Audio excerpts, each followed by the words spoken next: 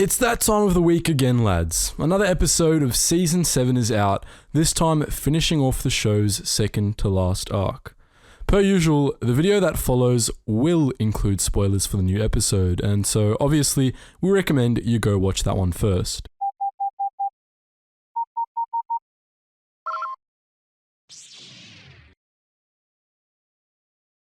As you doubtlessly know by now, the most recent Clone Wars episode reintroduced Maul, which might have prompted a bit of confusion from casual viewers, as the episode essentially assumes that you've read the Son of Dathomir comics before watching. This isn't a bad thing, as if you haven't read Son of Dathomir by now, you've been doing something wrong and should go read it. Even then, Maul's role in the arc could probably use a bit of clarifying, and that's what we're going to do today.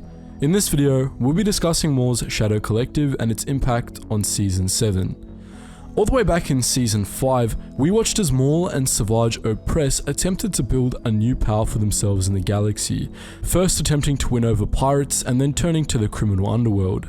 The two Sith pretenders ended up making an alliance with Pre Vizsla and the Mandalorian terrorist group, the Death Watch, pledging that they would help them seize control of new Mandalorian society and lead it away from pacifism. To do this, Maul believed, they would have to muster up support from other parts of the underworld, as Death Watch's forces alone were insufficient for the plan he had in mind. To this end, Maul gathered together three kingpins of the galactic underworld. First, he went to Mustafar to recruit the Black Sun, or at least a chapter of the Black Sun, the largest criminal operation in the galaxy, which had virtual armies of thugs and smugglers at its disposal. He was then joined by the Pykes syndicate, a gang that, due to its influence on Kessel, had a stranglehold on the spice trade. Lastly, he recruited the Hutts, who, after some coercion, pledged Hutt space and everything in it to Maul's group, which he named the Shadow Collective. Maul used the Shadow Collective primarily to take over Mandalore, setting up a false war in Sundari between the criminal elements of his alliance and Death Watch. This enabled a Death Watch takeover of Sundari, and soon enough, the new Mandalorian ideology was completely extinct, as its former adherents returned to the warrior codes pushed by Pre Vizsla, who declared himself Mandalore. As we all know, Vizsla was quickly challenged by Maul and defeated, leading to a rift in Mandalorian society. While Maul took control of the majority of the Death Watch, and through Prime Minister Almec won over the population of Sundari and the other new Mandalorian cities, Bo-Katan Kryze led the Mandalorian resistance against him, choosing the old ways over the Shadow Collective. What ensued was the Battle of Sundari, which we saw all the way back in Season 5. That battle ended with the Shadow Collective remaining in control of Mandalore, but with the escape of the resistance as well, and with the capture of Maul by Darth Sidious. Do not worry. I'm not going to kill you. I have other uses for you.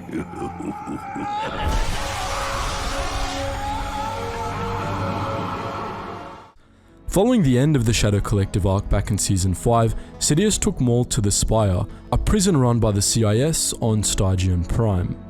With Maul's capture, the Hutts abandoned the Shadow Collective, but the Pykes and Black Sun remained in the Alliance, thanks to some persuasion by Almec. Sidious, often together with Dooku, tortured Maul, of course, but they didn't kill him. Sidious had other uses for him. He planned to use Maul to lure out Mother Talzin, and to that end, he allowed Maul to escape. A team of Mandalorian super commandos broke their new leader out of the Spire a few weeks after his capture, taking Maul back to Zanbar, where Mandalorian forces were regrouping. With the Shadow Collective in operation once more, Sidious, Dooku and General Grievous set about with their plans to cripple it. Not long after Maul arrived on Zanbar, Grievous attacked with a sizable fleet, defeating Maul in a duel and forcing the Mandalorians to retreat with heavy casualties. As Sidious predicted, the attack led Maul to contact Mother Talzin for help, and as the Confederacy followed him to the Black Sun base on Ord Mantell, he received it. At first, the Separatist attack on Ord Mantell seemed to be going well. The Shadow Collective was severely outnumbered, and both Grievous and Dooku were commanding the offensive. But the arrival of the Night Brothers from Dathomir evened the odds a little bit, and the Shadow Collective succeeded in capturing both Grievous and Dooku, all per the plan of course. At this point, the Republic got involved, as the Grand Army had a strong presence on Ord Mantell and was well aware of the battle. The Republic pursued the seemingly victorious forces of the Shadow Collective to Vizsla Keep 09, a remote asteroid base maintained by the Mandalorians. There, Dooku allied with Maul against the Jedi, which threw them off long enough for collective forces to escape. Grievous managed to escape in the chaos as well, and promptly went to rendezvous with Darth Sidious.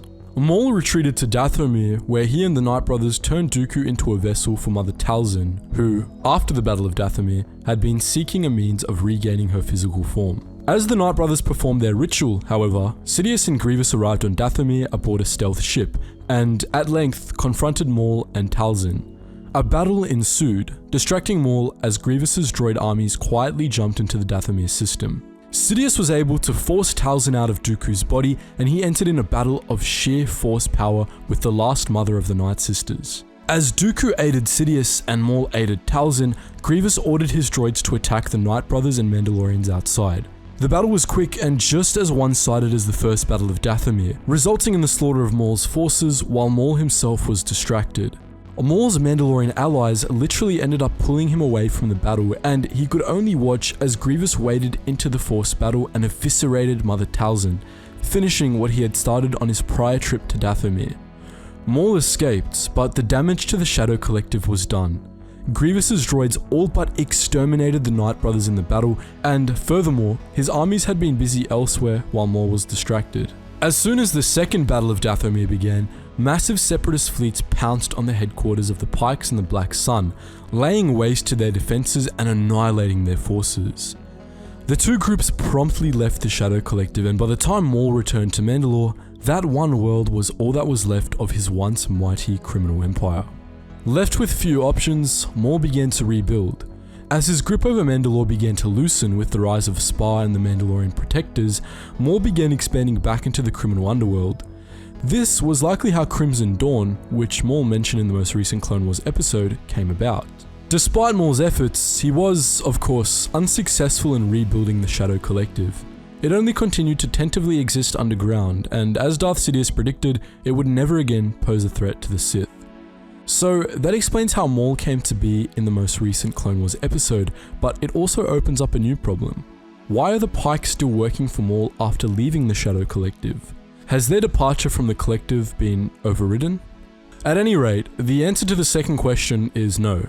The Pykes and Black Sun did indeed leave the Collective, as evidenced by the conflict between the two groups established by the novel Dark Disciple, which involves an outright war of sorts between them. What we're seeing here is the Pykes returning to Maul, and not entirely willingly. From what we've seen in the recent arc, the ties between Maul and the Pykes are much looser now. It's probable that the relationship only exists because the Pykes still fear Maul. With the most recent episode in mind, we can conclude that Maul is using the Pykes to generate funding. Following the dissolution of the Shadow Collective, Maul's armies were greatly weakened, and they still had civil war on Mandalore to reckon with. Maul would need plenty of credits to keep the Mandalorian resistance down, and with the vast resource pool of the Shadow Collective no longer at his disposal, he would likely need those credits fast. This is where the Pykes come in. Their role in the spice trade is incredibly profitable, the tides of war notwithstanding.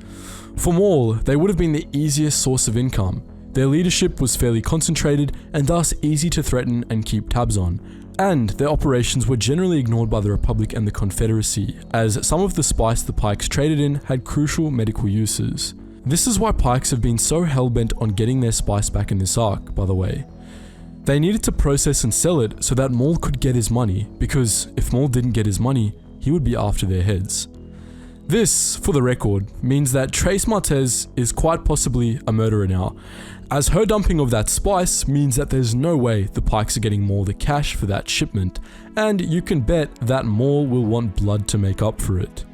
So, that was our look on Maul's Shadow Collective, the criminal enterprise that he attempted to turn into a third side in the Clone Wars along with the Republic and the Confederacy. But what do you think? Have you read Son of Dathomir, or are you a pleb? Let us know in the comment section below. And just before you go guys, make sure you check out all those juicy links in the description below waiting for your clicks, including our Geetsly's gaming network with our Gary's mod and Roblox, our main Geetsly's Discord, and the Patreon if you want to help support the channel. Anyways guys, as always, thank you so much for watching, and I hope to see you in the next video.